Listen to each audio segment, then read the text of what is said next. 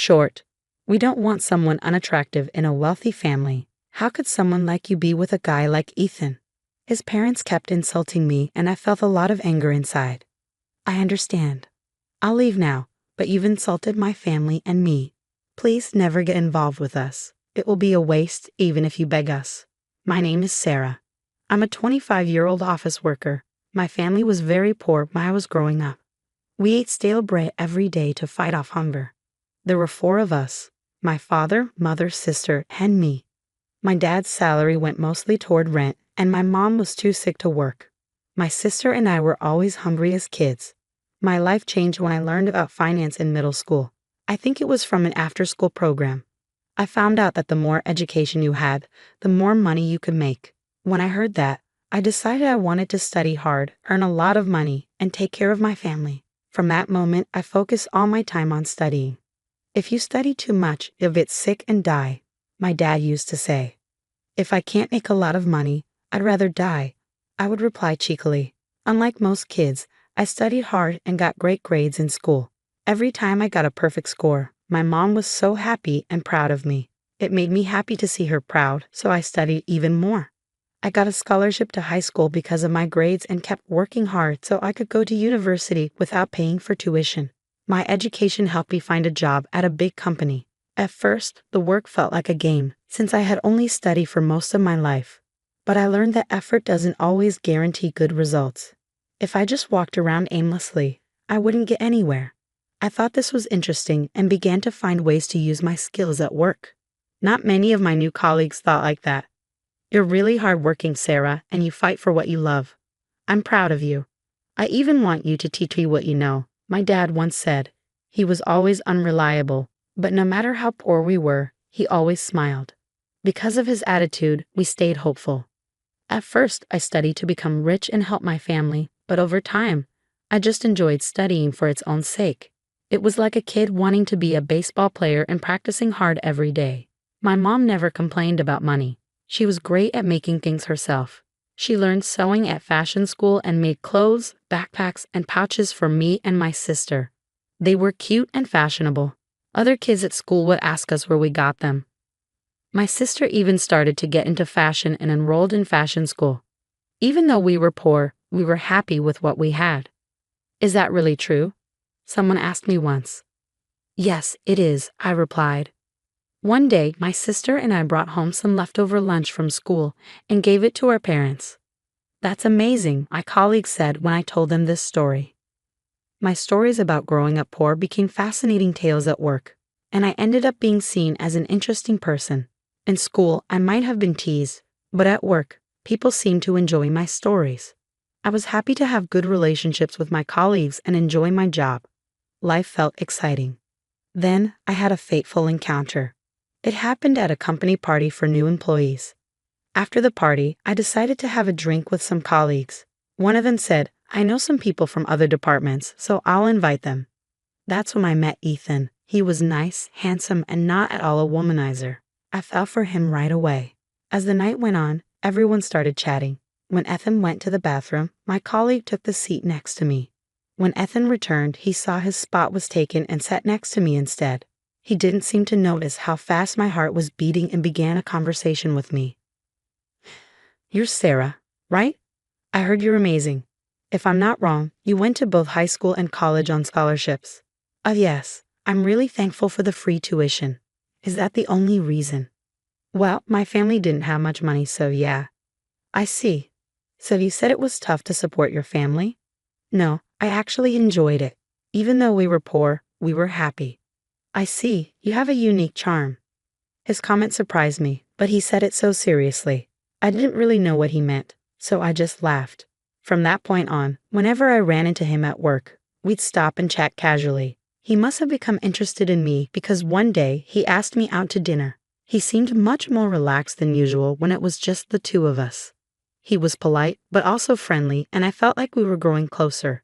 He invited me to dinner a few more times after that. One day, he told me he had feelings for me. I didn't expect him to fall for me, but I was more happy than surprised, so I said yes. We started dating, and he treated me really well, coming up with fun date ideas. When I was with him, I felt safe and happy. I wanted to be with him forever. I found out he felt the same way when he proposed 3 years later. I was so overjoyed, and I immediately said yes. So we got engaged. We wanted to tell our families as soon as possible. Ethan said, "First, I want to meet your family before we tell everyone." So we decided to tell my parents first. My family liked Ethan right away.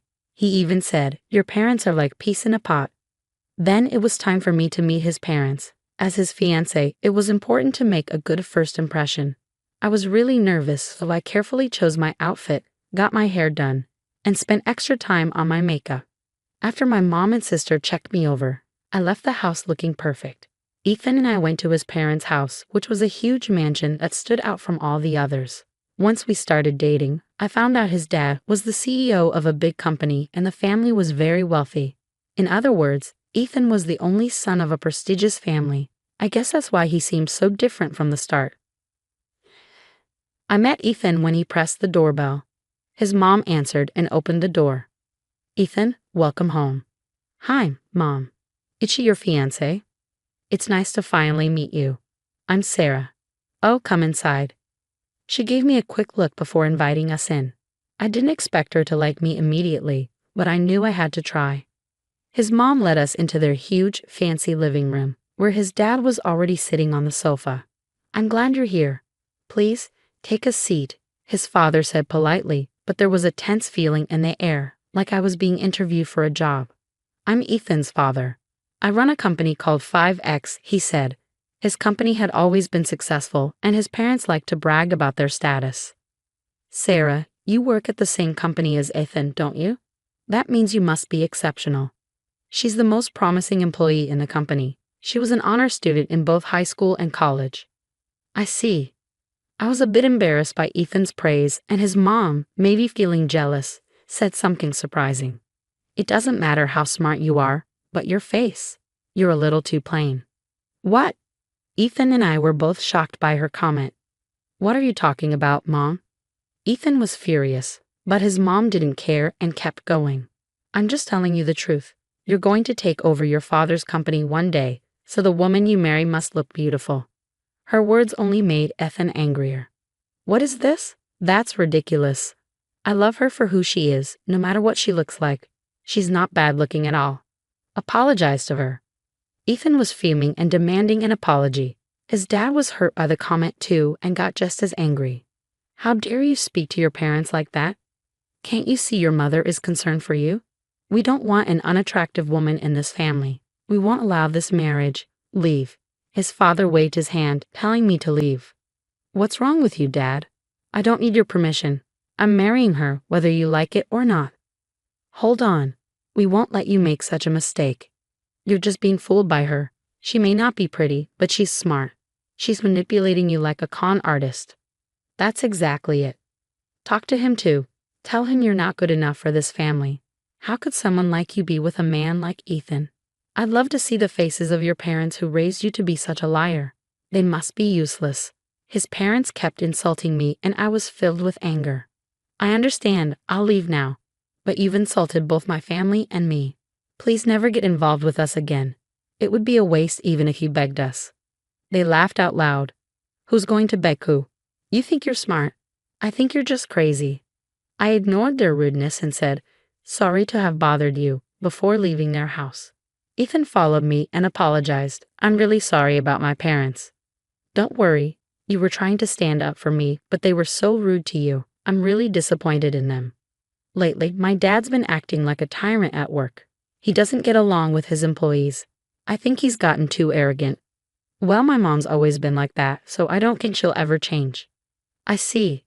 I was grateful that Ethan turned out to be a good person, even with parents like that. "Oh, by the way, that thing you said about not getting involved with your family?" "Yeah, I meant it. I was really angry when they insulted you. That's why I said it. But if you don't want me to, I won't go ahead. They deserve it. You should give them a piece of your mind." I got his approval, so I went ahead with my plan. I'm in the CEO's office at a company right now. "Dad, do you think he's going to call soon?" "I hope so." "Oh, here it is." "Yes, hello." My dad put the call on speaker. "Huh? Hello, what happened?"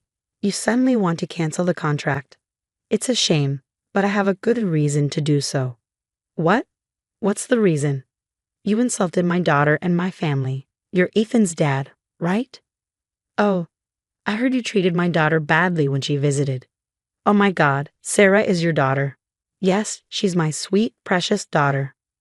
Are you calling her ugly? I'm so sorry. I don't know how to apologize.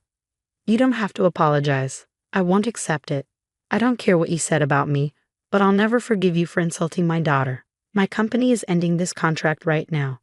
No. If such a big company pulls out, what will happen to mine? That's not my problem. Just live with integrity and stop judging people's looks. Then he hung up the phone. Thank you, Dad. I feel better now. I got a bit emotional. I'm sorry, Ethan, for causing trouble for your father. No. Don't worry about it. I'm glad you stood up to my father. Actually, my dad runs an egg company now. He's a big computer fan and even made his own computers. When he was dating my mom, he worked in an office job, but after she asked him, "Isn't there something you really want to do?" he quit his job and started following his passion.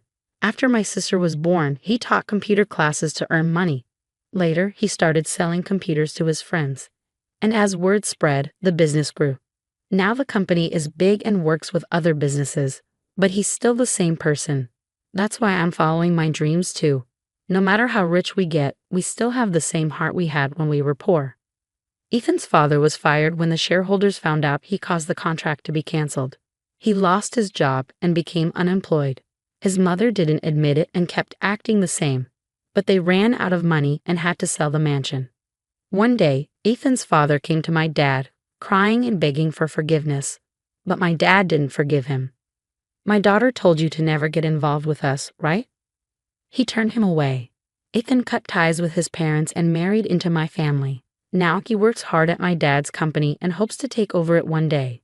I told him you don't have to take responsibility. You can do what you really want. He replied, "What I want to do is give you the life where you can keep chasing your dreams." Then we got married. Now we live a very happy life together. He's a wonderful husband. Also, Sarah's family was very interesting. Ethan's parents went too far. I think when people focus too much on success and money, it can change them. But I'm happy Sarah found happiness. I wish them a long, happy life. Thank you for watching until the end. Please subscribe to our channel. See you in the next video.